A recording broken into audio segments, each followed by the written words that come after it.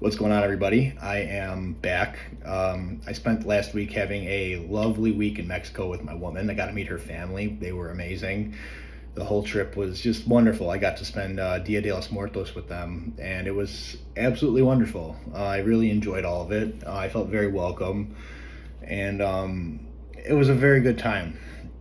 But traveling back, I have there's time on my hands to do things to pass the time, like watch videos. And against my better judgment, at times I'll go through comment sections, which is just like a cesspool. So you see like the worst takes imaginable by people on like any subject you pick. And it's kind of where I wanted to start this video, because I see people be like outlandishly ignorant towards things, and I am wise enough now to understand that tends to come from a lack of life experience.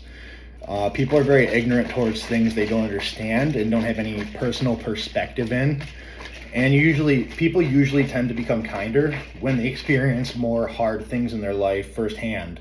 Maybe not with themselves, but maybe a person close to them, a girlfriend, wife, family member, where there's like some awful situation that it turns out it's not as black and white as you thought, and it changes your perspective and warms your heart towards things. So when I see people being extremely ignorant, I think they don't have much life experience under their belt. You see it all the time with things. I could pick any number of examples. I'll use a personal one from my life. My whole life, I really looked down on sex offenders, for obvious reason. It was my genuine opinion that all of them should not be around, if you know what I mean.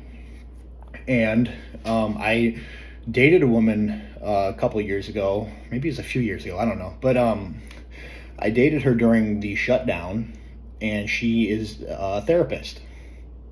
Is a therapist. And one of her jobs was to provide court-ordered therapy to sex offenders. And she had another one too, which is also like equally terrible in a different way. But like, so you're disgusted hearing that. You're like, wow, you have to provide mental treatment for the worst people that should not be around.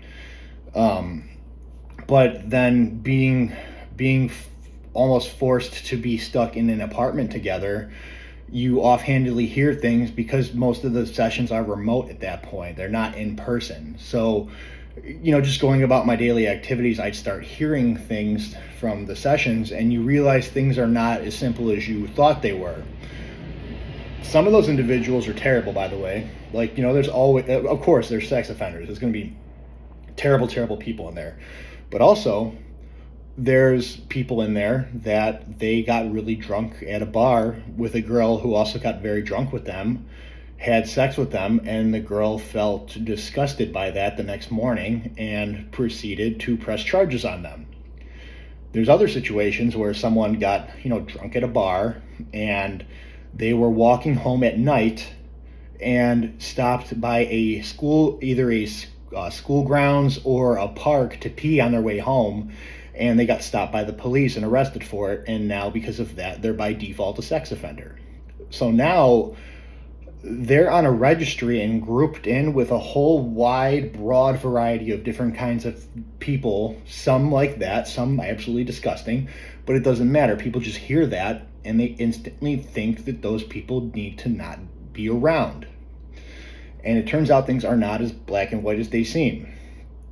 And it took me hearing a lot of that, and over a period of time, to not just think people were lying, but to see people that have gone through those things, and they're not even defensive. They're incredibly remorseful of it.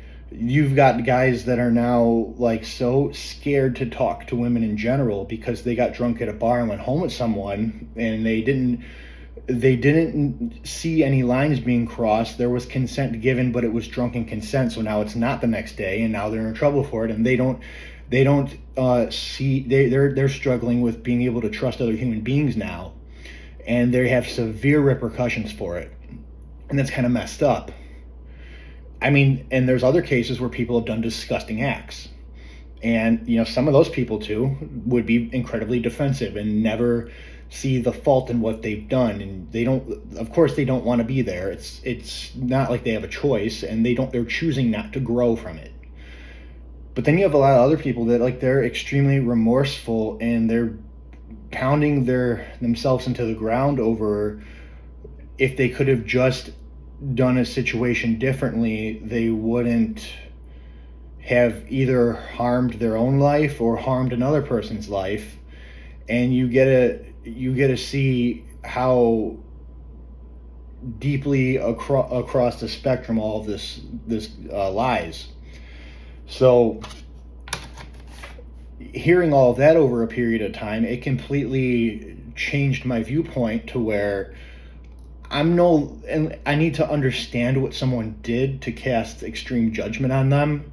But just hearing an offhanded branding of a phrase on someone, it's not something I'm going to jump to chastise people for anymore. But before I had been with her and experienced all that, I was extremely ignorant towards it. I just heard the word sex offender, and I instantly didn't want to hear anything else. No arguments necessary. They need to go. And that's most people out there. But when you firsthand get to see what kind of spectrum it is and the ramifications that go along the lines, you realize it's not as black and white as that. And I think that's a really good example too, because that's an extreme situation. Or this woman, her other job was she would provide therapy to people that were very depressed and suicidal, and would require inpatient care for it. And then you see that it's not as clear cut as you thought it was, because there's people in that situation where they were born with mental instabilities. Maybe they choose not to take their medication, maybe they do and they're still very depressed, and it's like that's been their whole life thus far. Then there's other people where there's 60-year-olds that had a series of events happen over a couple of decades that completely left them crumbled and destroyed for good reason. If I was in their shoes, I don't know if I'd be able to be in a different situation. Things would be so terrible. And some of them would end up getting off the leash and doing something to themselves. And even though I wasn't the one around them, that really broke my heart. It really broke my heart to hear that someone that's been through so much once again did something to put themselves and anyone left around them through more. And it's very terrible. And before that, I used to just think, people they're not hardened enough to life. They've got too thin a skin. Those types of things. They're catastrophizing and not doing positive actions to better their lives. That's not the case. It's not. I used to not believe that. You hear things are like a disease, and you're like, no, it's not. Like, or someone's a drug addict, and you hear someone say that, like, oh, no one's forcing you to put that needle in your arm. That's not a disease. It's like, well, yeah, technically you're right. I'm also in belief of that, but I've also broadened my mind through personal experience of seeing things to understand that disease might not be the best word for it, but they're sick. It's just not sick how you think. They're sick in their head. They may have caused actions themselves, or they may have had things happen to them where mentally they're in very poor health. They're sick. And I used to not think about it like that. And it makes you really sad when you realize that, like, no, this is just a person like me or you, but they just happen to go through so much, they lost their will to want to fight on anymore. And it's terrible. So when I see people, be incredibly rude online, and there are older individuals that do it, because most of the more ignorant people are older, but also a good fair share of it comes from younger individuals. They lack life experience, or maybe it's an older person and they lack life experience because people don't really, they don't think deeply about things. If something doesn't personally affect them firsthand, they see no use in it and think the worst opinions humanly possible. But then when someone around them goes through something, it opens their mind towards it, and they get very defensive, and it hurts their feelings now when they see other people doing what they once did. And they're not really able to vocalize that well. They're not able to articulate the change in the perspective in a way that will help people understand, which, maybe they will, maybe they won't. I don't know. I'm not them, but it really, it shows you, like what living this life does to you. I think there's two options to take when terrible things happen to you. You can either become a kinder human being, or you could find reasons to let it rot you. And it's very easy to let it rot you. It's very easy to see the worst in all of humanity, and that everything's a waste and it's not worth being around. It's a lot harder to get up every day and be a kinder human being to others.